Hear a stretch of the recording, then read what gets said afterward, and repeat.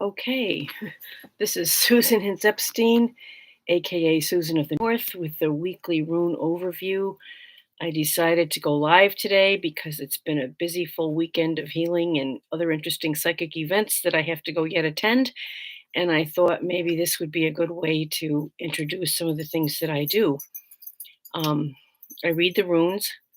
I'm interested in the runes as a spiritual pathway to help people come into self discovery, self knowing, to join hands with Mother Nature or Frau Hala, if I may be so bold as to use these terms, in order to develop a deeper reverence for the land and the earth. The times are so important now that we honor the earth, which is home to all of us. So many of the topics that are coming up before humanity, the things in the news that push our buttons one way or another, they're not really all that important. What is important is for each one of us to step up into our fullest potential spiritually, emotionally, intellectually, physically, and be the person that we want to be in life. The anxieties of the political situation should not sway us.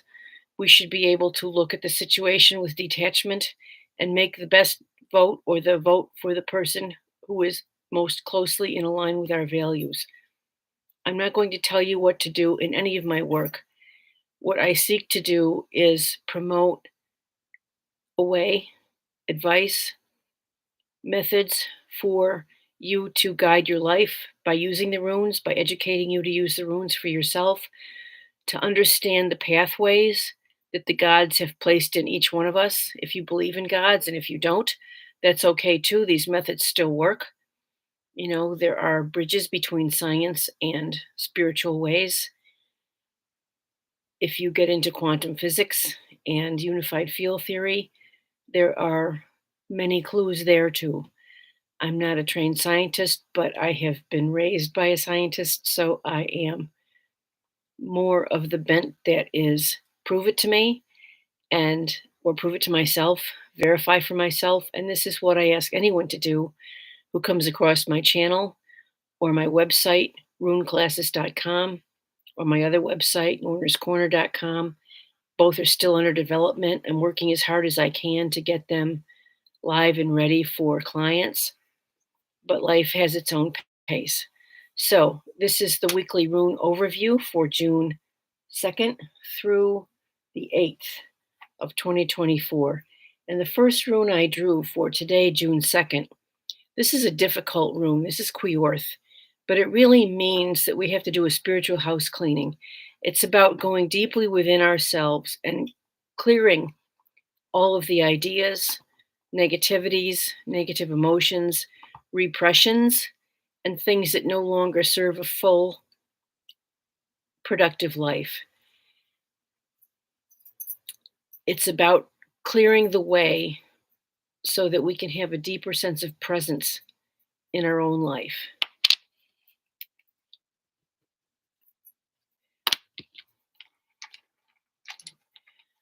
The rune for June 3rd that emerges is Odal.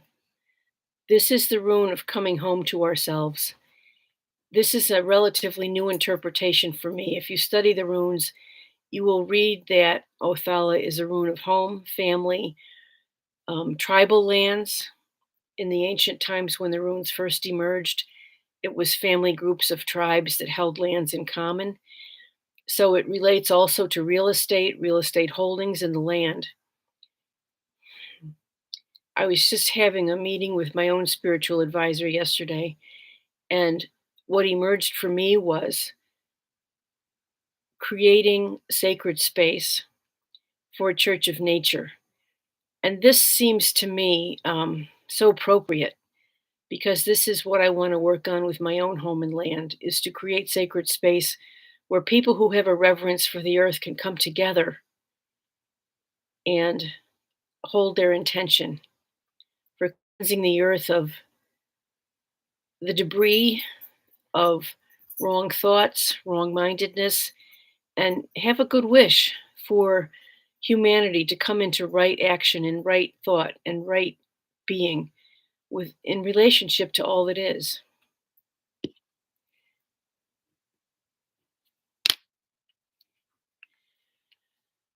The rune I'm drawing for June 4th, digging deep,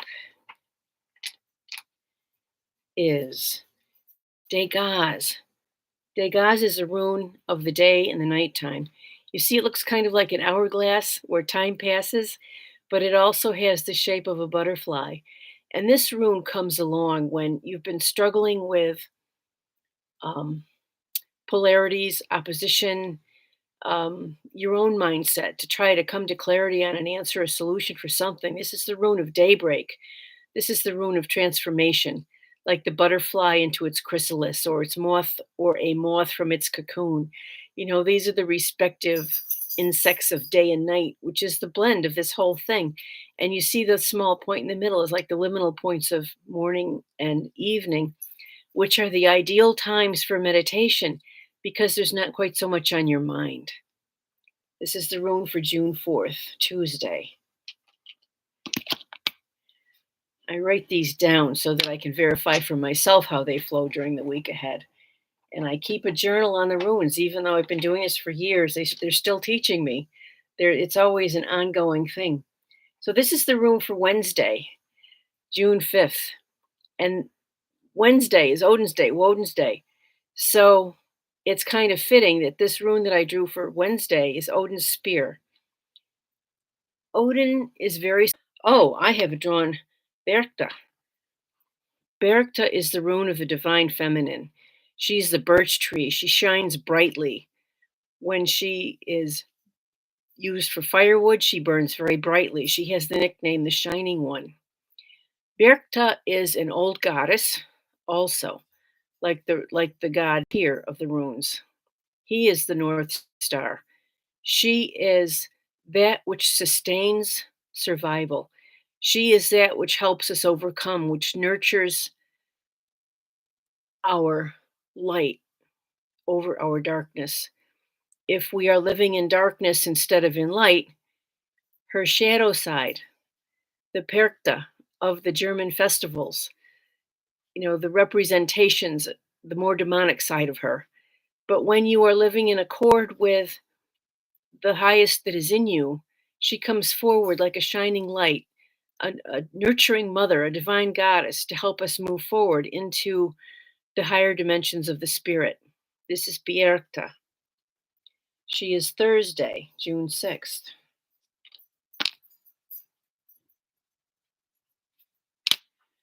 On the 7th of June, the rune. Oh, Degaz emerges again.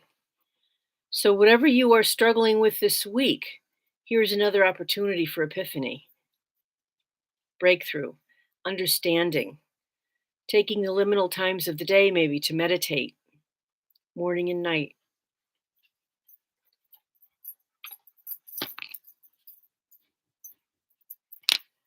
On the 8th of June, Saturday, we see Ior. Ior is the river serpent. It's turned right. But the symbol, Ior, in the Anglo-Saxon Futhark, is like the snowflake symbol for Hayal. Hayal is the rune of becoming, of sudden change and opportunity, of deepening your connection to yourself. And this mirror thing, this video gives me the opposite image, so it's hard to find my direction sometimes. But Ior, the river serpent, is also analogous for Jormungand, the water, the world serpent, which Odin cast into the waters around Midgard, which is our 3D life on Earth. And Midgard is the serpent. Oh, my words. Jormungand is the representation in the Norse mythology. I think he has connections to the Ouroboros time and to Kundalini, which is the energy that rises up from our root to our crown in Kundalini yoga. It's two energies that rise up. We have a positive and a passive, assertive and passive, active and destructive, but these are two sides of the creative energy, and they rise up. And it's, I have to borrow, there's an old Cherokee myth of the two wolves inside of us. Which one will you feed?